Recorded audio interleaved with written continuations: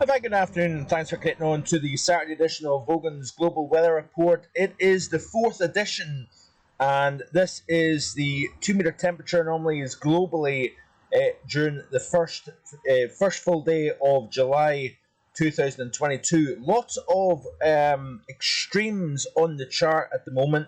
We've got exceptional warmth in places. We've got also exceptional cool in places as well.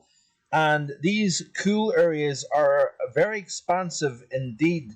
So it is a pretty wild pattern, really, overall. When all is said and done, when you actually look at the broader picture, and you see the level of exceptionally warmer than normal conditions and exceptionally cool than normal conditions, it's creating quite a wild setup at the moment globally. Now we've had now for 3, even 4 straight days, the temperature throughout the entire Antarctic peninsula has been running at least 4 Celsius below normal. That is significant, folks, because that is a big area that is sitting, that is typically very, very, very cold.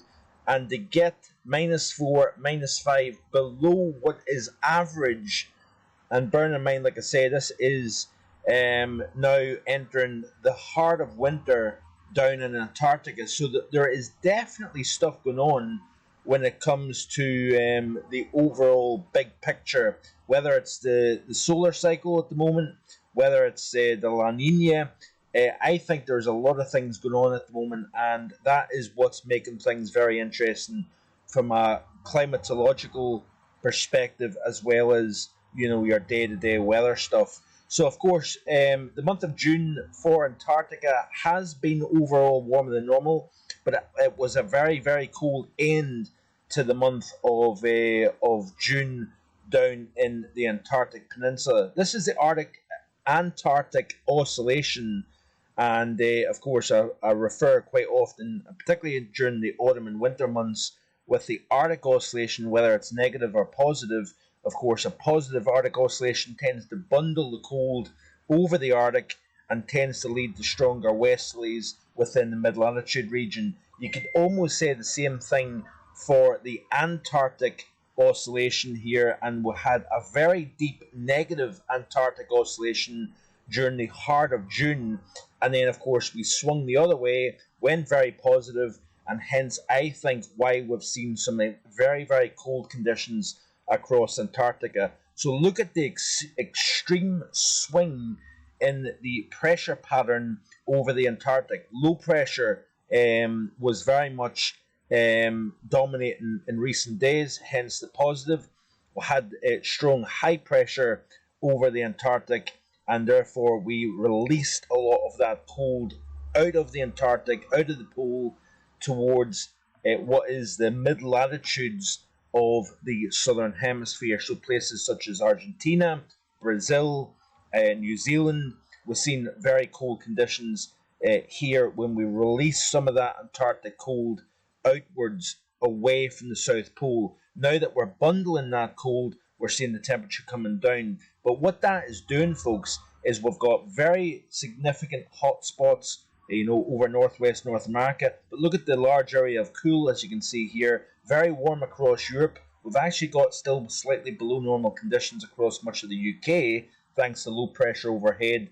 We've got a very warm Europe overall. But look at the cold here over western and central Russia, down into Mongolia, which is quite interesting. Large area, once again, of warmer than normal, extending from the Middle East over the top of India, where it's been unusually cool actually for a broad area, and then up into eastern portions of Russia. Of course, we've seen exceptional heat across Japan, across parts of the Koreas, across parts of China, but we've also got a lot of cool areas as well.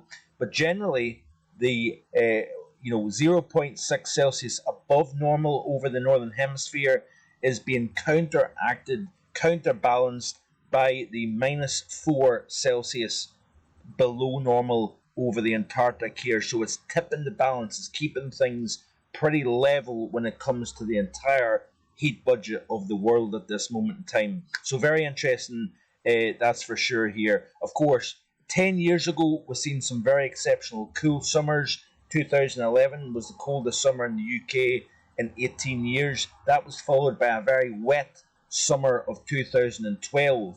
Now, we are seeing a different type of setup 10 years on from that. Since the last time we were coming out of the solar minimum, we had, of course, cool, wet summers.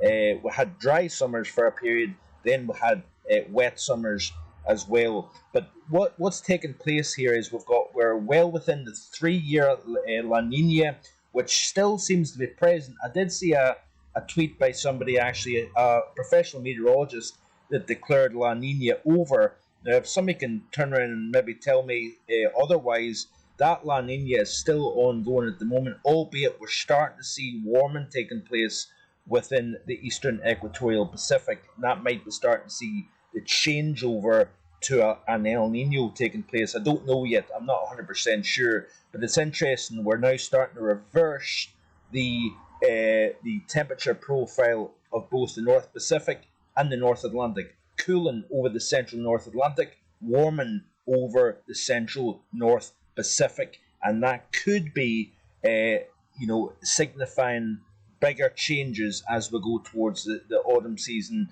and indeed the winter season. Over the western portion of the Indian Ocean, we're seeing significant cooling. That is going to be indicating a strong negative IOD, I think, as we go towards the autumn and the winter season. Focus of heaviest precipitation and upward motion generally over the eastern Indian Ocean, through the Indonesia region, should I say, sorry, and then also potentially the western portion of the Pacific. And then the last couple of videos, of course, have highlighted the potential of high pressure becoming more established over western portions of Europe during the middle portion, so between the 10th and the 15th of July. That is the lookout period for potential heat coming out of Iberia towards the UK. We'll wait and see what happens, because there is a lot of resistance at the moment with the Atlantic, and a lot of things need to come together to see the weakening of that resistance off the Atlantic. Low pressures now starting to become a little bit shifted a little bit further northward. I think that is the response of the Madden-Julian oscillation progressing through the Indian Ocean into Indonesia, and then possibly moving into the Western Pacific. That could be shifting the upper pattern across the Northern Hemisphere, and we'll need to keep an eye on that quite closely. But it's interesting to see the cooling over the north portion of the Atlantic. Plenty of heat across the Mediterranean basin, extending up into the Baltic Sea as well. I do reckon that we're going to see plenty more surges of heat coming out of Africa, moving northwards during the month of July and into even August. Looking at the latest, this is the UAH satellite-based temperature of the global lower atmosphere, and you can see here, this is the number now out for June, 0.06 above normal. So we continue to see this cooling trend coming off that second peak after the Super El Nino. But notice here, there is a big difference between coming off the last solar minimum of 2008-2009 versus the minimum of 2019-2020. We are starting off a lot warmer and above the average line compared to what we did back in 2008, 2009, 2011. That period, we've seen a much cooler global ocean and also atmosphere, and I think it's the warmer ocean overall that is driving the lower tropospheric temperature to be a new plateau after the super El Nino of 2015-16. So very complex stuff, very interesting stuff.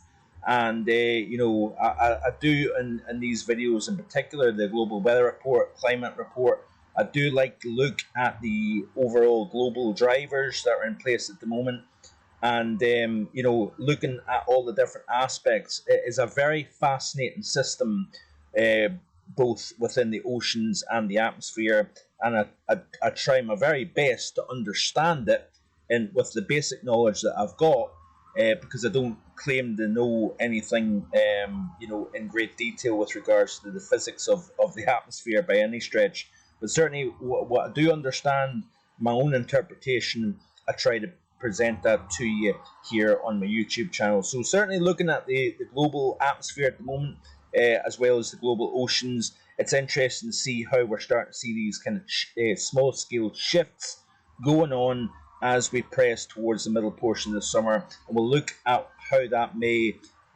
affect and create feedback to the atmosphere towards the autumn season, and then of course into the winter season as well.